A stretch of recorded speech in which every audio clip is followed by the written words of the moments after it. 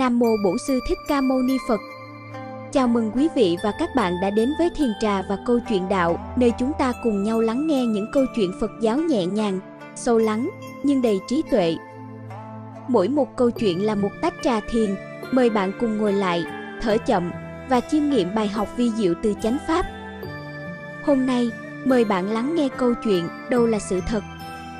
Sáng nay, trời mùa xuân quang đãng quá, những mầm non đầy nhựa đang e ấp dưới những nách thân yêu của các kẽ lá, cành cây, muôn chim đang hòa vui, reo hót những bản nhạc mừng xuân, líu lo lãnh lót. Gió xuân lùa nhẹ những làn hương trong sạch của muôn hoa, làm giảm bớt một ít u buồn của những khách trần gian tục lụy, đồng thời gạt vỡ những giọt sương còn bám chặt, đè nặng trên mình hoa lá. Vầng thái dương đã bắt đầu lên, nhả những tia nắng vàng chiếu tỏa khắp không gian, đem lại loài người nguồn sinh lực vô biên, đánh tan sự đen tối của đêm dài đầy sợ hãi. Thành Xá Vệ đã trở về với những sự náo nhiệt của một đô thị lớn. Khắp các nẻo đường, người đi, kẻ lại lăng xăng, nhất là con đường lớn vô ra cửa thành. Ô kìa, sao những người đi đường họ đứng dừng lại và nép qua một bên đường hết thế kia? Họ còn đứng im ra dáng cung kính nữa.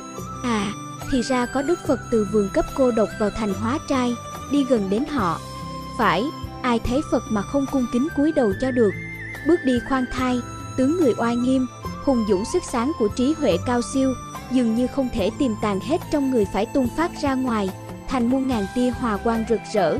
Đứng xa trông cũng đủ khiếp, lựa là phải đứng gần, càng ngắm lâu, càng nép phục.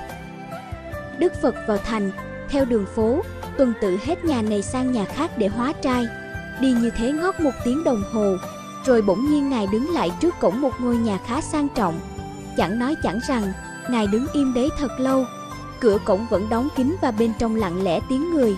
Nếu nom kỹ, ta có thể thấy được bên trong vợ chồng chủ nhà và đứa con đang xúm quanh mâm ăn thì phải. Đức Phật bèn thâu hào quang và dùng thần lực bay vào. Tại thành Xá Vệ này, có một ông trưởng giả giàu có vô số, thế mà thảm ông lại là người keo kiết nhất đời, không ưa làm việc bố thí, cũng không giúp đỡ ai bao giờ. Mỗi khi ăn, ông sai vợ đóng chặt cửa cổng, không tiếp bất cứ một ai. Hơn nữa, cửa cổng nhà ông ít khi mở. Ông rất sợ những vị sa môn đến hóa trai, và nhất là những người ăn mày. Ông keo kiết đến có tiếng khắp đô thành, thì phải biết. Ngày hôm nay, ông nghe sao thèm thịt gà lạ thường, lại thêm thằng con cũng đồng một ao ước như ông. Sau một hồi tranh chấp trong cõi lòng, ông bèn quyết định bạo dạn bảo vợ làm thịt con gà trống tơ. Khi món ăn làm xong, dọn lên mâm, lên bát, vợ chồng và con đồng nhau hỉ hả. Đang thích thú khen miếng ngon, miếng béo, ép con, mời vợ, ông trưởng giả bỗng giật nảy mình, tiếng động chân của Đức Phật đã đến tận thềm. Đàn Việt, ông bà nên cúng dường cho các thầy sa môn, được phước báo vô lượng. Đức Phật lên tiếng. Bị quấy rầy, lại thêm keo kiết, trưởng giả nhà ta đổ cáu. Quái trong lúc vợ chồng người ta đang ăn uống, ông lại đến kỳ kèo xin xỏ.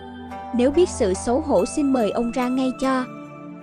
Trưởng giả là kẻ còn mê muội, tự mình không biết xấu hổ, chớ ta là nhà tu hóa trai có gì mà phải hổ thẹn. Tôi và vợ tôi, con tôi đang ăn uống ngon lành như thế này, vui sướng như thế này, mà ông bảo là xấu hổ à?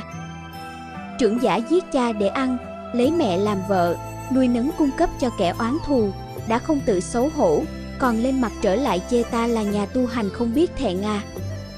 Đạo sĩ nói thế nào? Nhà tu hành sao ăn nói kỳ cào thế?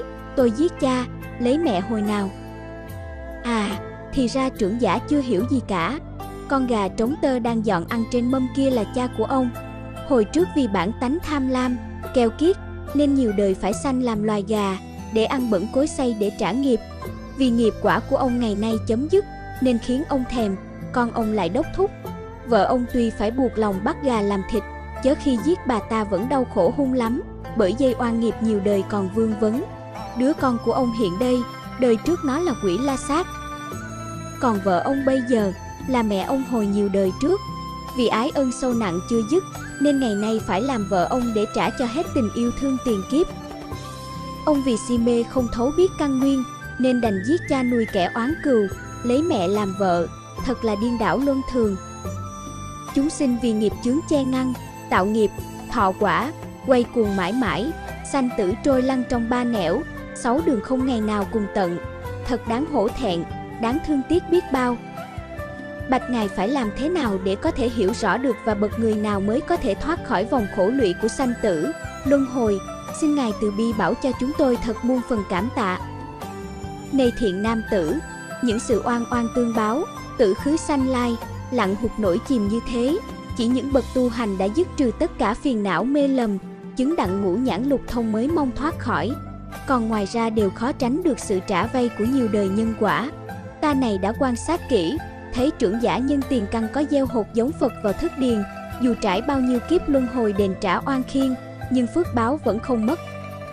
Ngày nay nghiệp quả trả xong, căn lành thuần thục, nên ta khuyên trưởng giả hãy phát tâm cho mạnh mẽ tinh tấn tu hành kẻo ngày sau khó thoát. Kỳ diệu thay, lời của Đức Phật vừa thốt xong như liều thuốc trị bệnh, ông trưởng giả sợ tháo mồ hôi, tóc lông đều dựng đứng. Phật liền hiện oai thần cho ông nhớ lại những tội khiên tiền kiếp. Bấy giờ ông trưởng giả hết sức ăn năn lạy Phật để sám hối những tội khiên ông đã tạo và phát nguyện tu hành, mong thoát khỏi những tội nghiệp do ngu muội tạo ra, tánh bỏng sẻn bỗng nhiên tiên tan mất. Lạy Ngài, nhờ thần lực của Ngài phá tan những lớp mây mờ trong đầu óc của con, ngày nay con mới thấy rõ đâu là sự thật. Bấy lâu nay, con tưởng những cái gì xung quanh con, nào vợ, nào con, nào của cải, đều là chân thật của con, nên con mới lẫn tiếc từ đồng. Xét ra con vì nghiệp chướng ngăn che, càng nhận thấy càng chìm, nên càng mê muội, lấy giả làm chân, cho hư là thật. Ngày nay con đã rõ ra thì sự đã rồi, mong nhờ ơn Ngài giải thoát dùm con thật muôn phần cảm tạ. Đức Phật nhận lời thâu ông vào hàng đệ tử. Ông xin thọ 5 giới của Phật, tu hành chứng đặng quả Tu Đà Hoàng. Câu chuyện đến đây là kết thúc, nhưng những bài học từ bi, trí tuệ, nhân quả sẽ còn đọng lại mãi trong tâm. Nếu bạn thấy câu chuyện ý nghĩa, đừng quên like, chia sẻ và đăng ký kênh để lan tỏa đạo lý và năng lượng an lành đến nhiều người hơn nữa. Hãy để lại bình luận bên dưới nếu bạn cảm nhận được điều gì sâu sắc từ câu chuyện hôm nay. Thiền Trà và Câu Chuyện Đạo xin chúc quý vị luôn an yên trong từng khoảnh khắc. Nam Mô A Di Đà Phật.